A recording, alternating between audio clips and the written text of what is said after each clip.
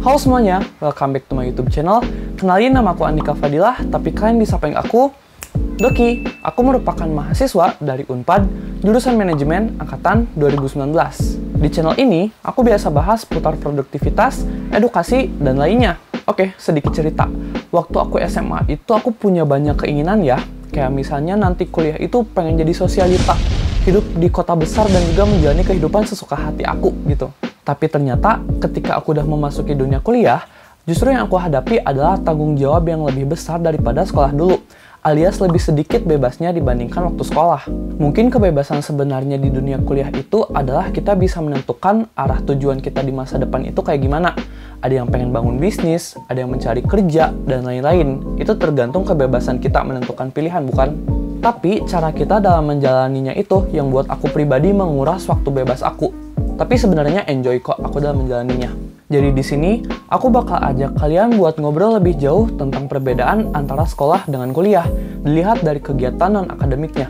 Seenggaknya ini dari perspektif aku ya, karena buat kegiatan akademik sendiri udah banyak di video-video lain. Sebelum memulai videonya, kalian bisa support aku dan keep updated dengan cara klik like, komen, dan subscribe, serta nyalain lonceng notifikasinya, karena kedepannya aku bakal upload video yang jauh lebih menarik dan lebih bermanfaat.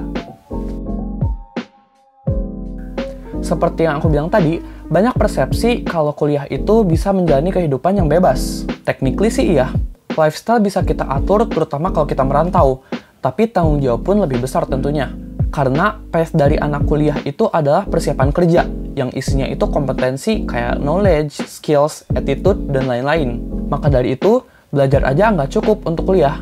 Karena kalau SMA itu kan tujuan utama kita adalah pencapaian akademik ya. Makanya, di sini aku bahas putar kegiatan non-akademik sebagai referensi buat kalian yang mau kuliah. Yang sebenarnya gak ada kewajiban buat kita ikut kegiatan seperti ini.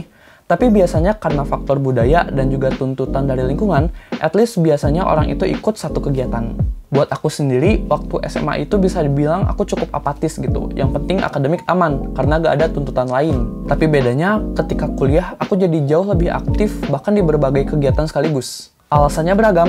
Yang pertama itu FOMO atau Fear of Missing Out, yaitu rasa takut ketinggalan dari orang-orang yang lebih maju. Ada juga faktor pengembangan diri dan juga persiapan kerja.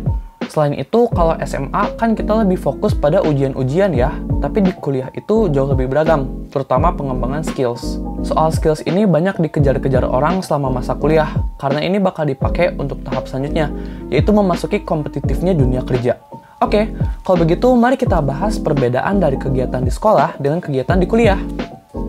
Yang pertama tentang perbedaan antara sekolah dengan kuliah adalah organisasi. Mungkin di SMA udah banyak ya organisasi, tapi nggak sebanyak dan sekompleks di kuliah. Kalau SMA itu kan biasa disebut dengan ekskul ya, di mana lingkupnya itu mencakup satu sekolah dan kegiatannya itu menekuni bidang tertentu. Kalau di kuliah, organisasi itu cakupannya bisa lebih beragam lagi. Bisa dari jurusan, atau satu fakultas, atau satu univ, satu negara, bahkan sedunia.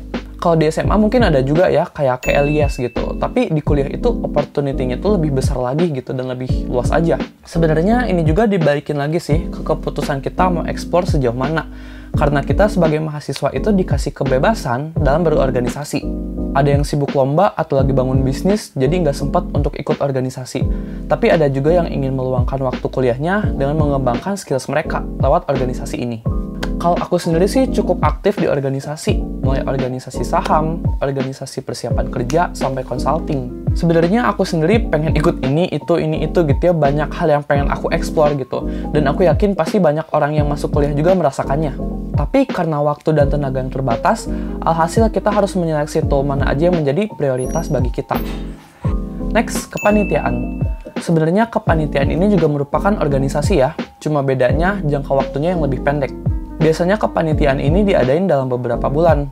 Ya, mentok-mentok sih biasanya setahun, walaupun jarang gitu setahun. Entah aku yang kudet, tapi waktu aku SMA itu jarang banget nemuin kegiatan-kegiatan kepanitiaan kayak gini. Biasanya event-event di sekolahku itu dikelola oleh OSIS. Nah, tapi ketika kita masuk ke kuliah, kepanitiaan itu ada beragam banget dengan bentuk project-project yang macem-macem juga gitu. Yang bisa dilakuin oleh siapa saja dan tingkat berapa aja. Mulai dari acara festival, perlombaan, seminar, dan lain-lain. Dan cakupannya sendiri itu bisa lebih luas dan butuh keseriusan yang lebih dalam menjalankannya.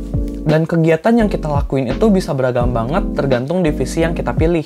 Ada divisi acara yang ngatur konsep sampai jadwal, dan ada juga divisi desain misalnya yang ngatur perdesainan. Alasan banyak mahasiswa ikut kepanitiaan itu biasanya ingin mengumpulkan pengalaman berorganisasi, ngumpulin relasi, menambah skills, dan lain-lain. Kalau buat aku sendiri sih, waktu itu aku pernah di semester 1 kuliah, aku ikut kepanitiaan dan dipercaya memegang posisi sebagai project leader atau ketua pelaksana. Di sana aku membawahi lebih dari 60 panitia dalam perkiraan 3 bulanan gitu. Dan sebenarnya di situ, di satu sisi aku merasa capek dan beban pikiran gitu ya.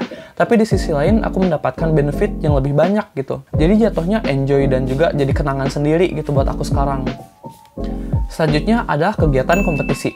Mungkin bagi anak SMA maupun anak kuliah itu kompetisi itu udah beragam banget dan lumrah banget ya jenis-jenisnya. Namun dari segi perbedaan, kompetisi yang diadain di kuliah itu biasanya langsung lingkup nasional bahkan sampai internasional langsung. Karena kalau sekolah-sekolah itu kan biasanya tingkat kecamatan, kabupaten, provinsi, nasional gitu kan ya.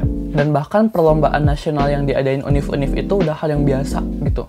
Terus sebenarnya alasan anak-anak SMA dan kuliah mengikuti lomba itu tujuannya sama ya, ingin mendapat sertifikat dan pencapaian. Tapi buat anak kuliah sendiri ada faktor lain seperti mengembangkan soft skill yang setidaknya bisa lebih disadari dan diidentifikasi jenis-jenisnya. Dan karena beres kuliah itu memasuki dunia kerja yang mana persaingannya lebih ketat lagi, di sini mahasiswa banyak yang berlomba-lomba untuk mendapatkan pencapaian yang lebih, salah satunya lewat kompetisi ini.